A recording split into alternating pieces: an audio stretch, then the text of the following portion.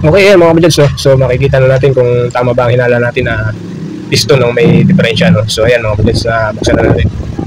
So may gasgas ang kanyang cylinder block. So tapos dito sa piston, so ayan mga kabadyans, no?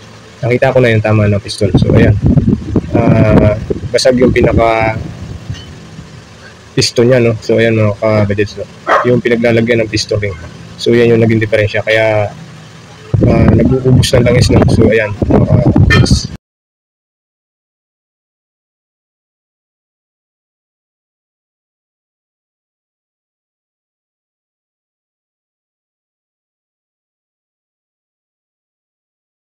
Yan yung pinaka naging sira niya ng Bajaj Maxima, no? So ayan, pangitan-pangitan na mga kabadyans. 1 year pa lang yung unit.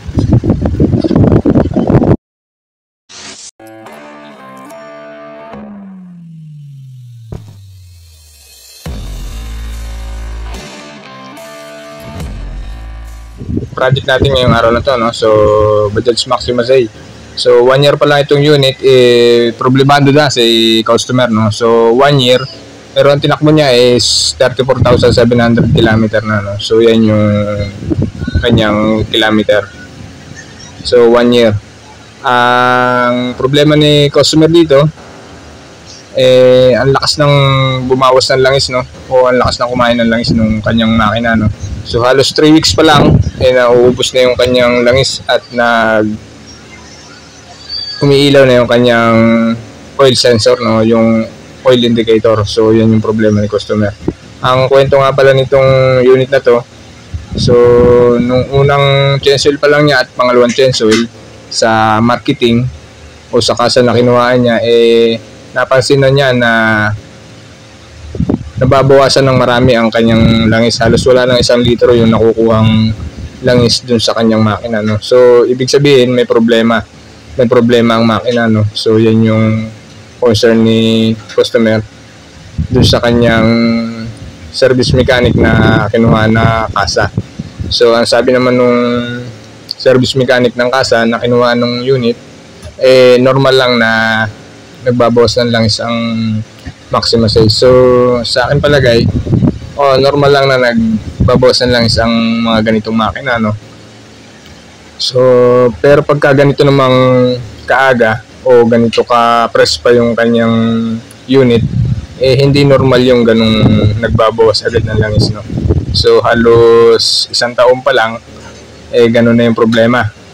So ang concern nga ni customer, yung unang change oil at pangalawang change oil pa lang niya. So ibig sabihin 1,000 km to 5,000 km, halos bawas na yung langis niya. Halos wala na 1 litro yung nakukuha niyang langis dun sa makina, no.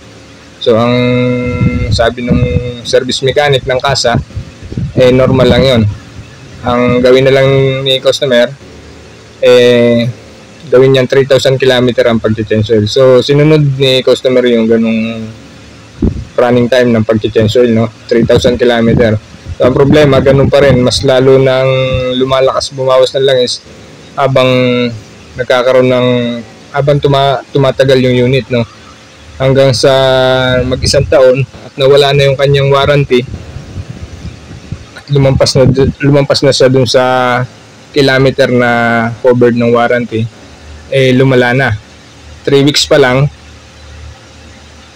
ubos na kanyang langis, no. So halos ubos na yung langis niya, kaya nagpunta na dito si customer para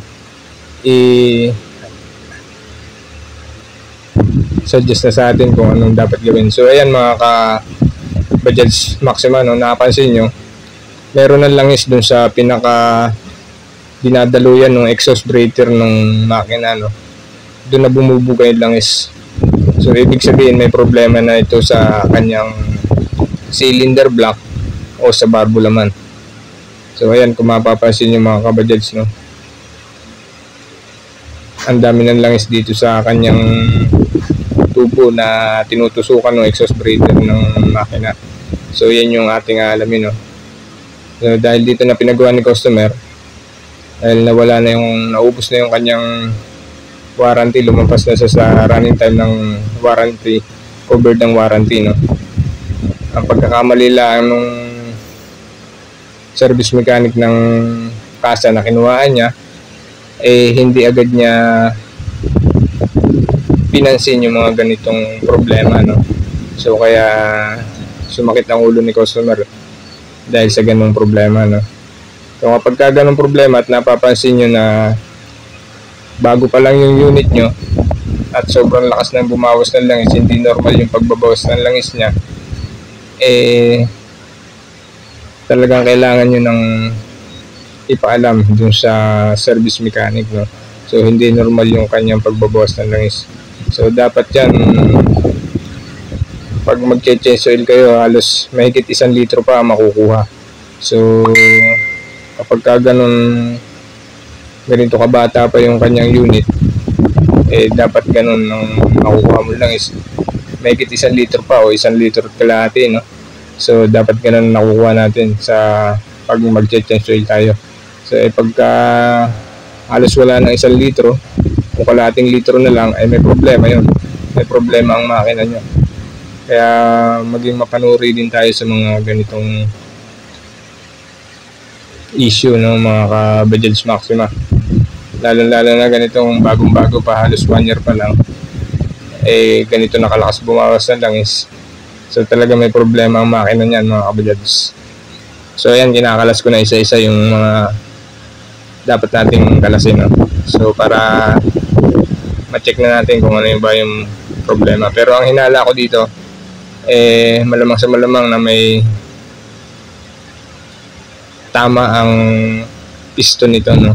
So yun yung aking sa palagay dito, mga ka-Bajaj.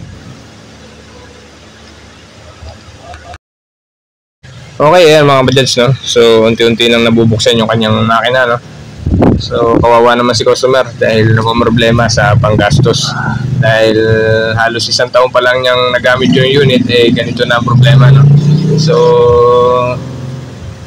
ang may pagkakamali dito, dapat to na covered pa ng warranty. Dahil sa hindi pinansin nung service mechanic ng kasa na kinuhaan. So sabi kay customer, okay lang yun, walang problema. So itong si customer naman walang alam, oo lang ng oo. So kaya ganito ang nangyari. Kaya dito na pumunta si customer para ipacheck yung kanyang unit, no? So ayan mga ka-Bajaj, dito na natin malalaman kung anong problema. So ayan mga ka-Bajaj, no, bubuksan ko na yung, tatanggalin na natin yung cylinder block. So ayan, natanggal ko na yung cylinder block, no? So kitang-kita na, dahil sa piston pa lang talagang kumakain na siya ng langis. So ayan mga ka-Bajaj, no, meron siyang mga gas-gas na konti.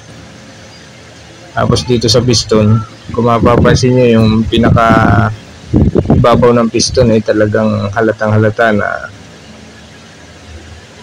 humahalo ang langis. So ayan mga ka-Bajaj. So ito yung kanyang sira, no, mga ka-Bajaj, no? Ayan, may basag yung kanyang piston.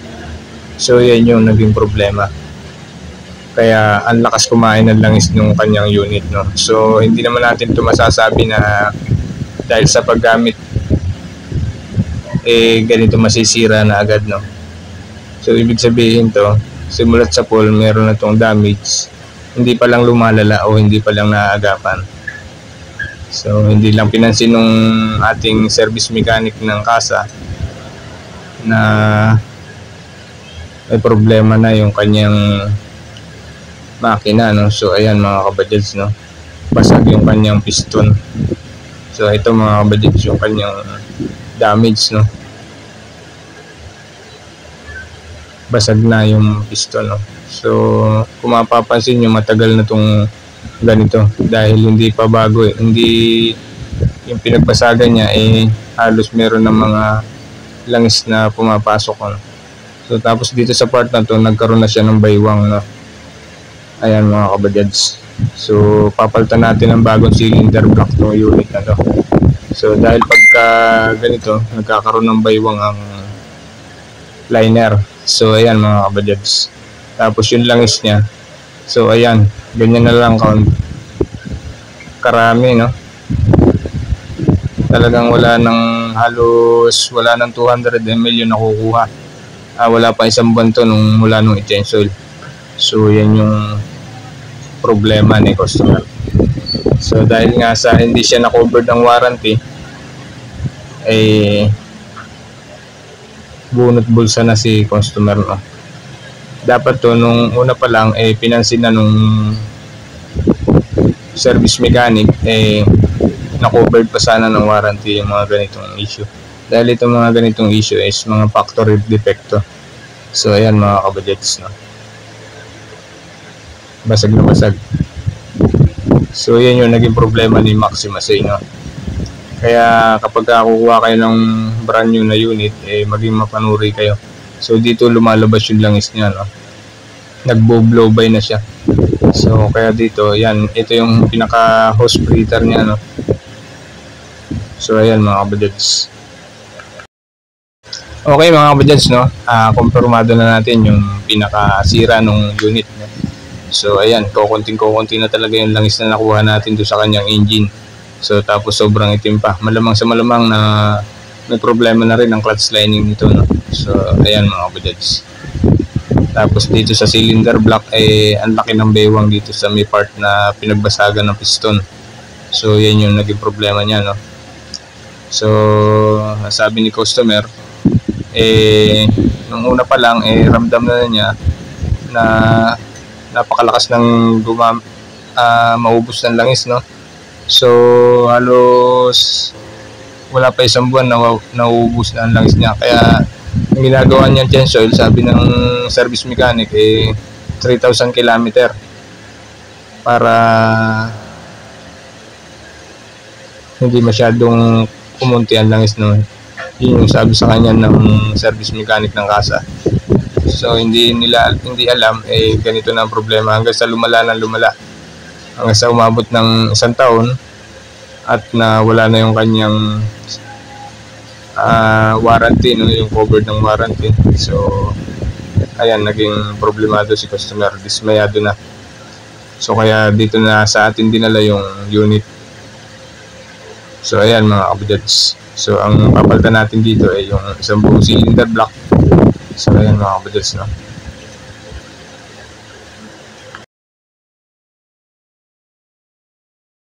Okay mga kabudgets, no? So yun yung simple tips ko sa inyo kapag pagka-brand new yung unit nyo. So huwag kayong masyadong makakampante sa unit, no? So maging mapanuri tayo sa tuwing mag-change oil. So sa tuwing magpapa-change oil kayo sa service mechanic ng kasa na kinuha nyo, maging mapanuri kayo, no? So ayan mga kabudgets. So ayan yung ating mga PS parts na papalitan, no?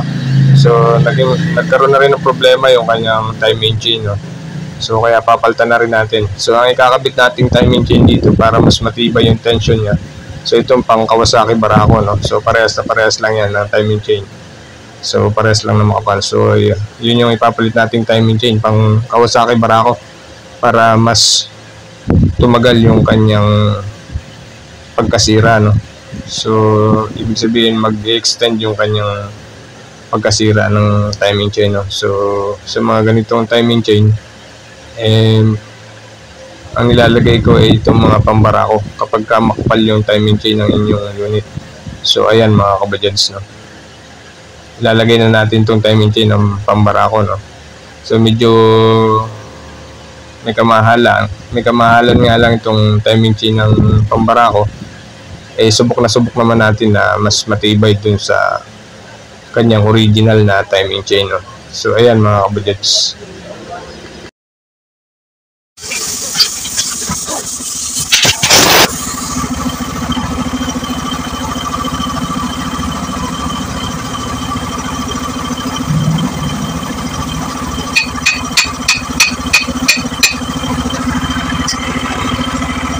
Okay mga kabudgets, no? Hindi ko na pinakita yung pagbubuo ng makina, no? So ayan, pinapaandar na natin yung unit. So okay na yung unit ni customer, no? So makakabiyahe na ulit si customer. So ayan mga kabudgets, yun lang yung mga simple tips ko sa inyo mga kabudgets.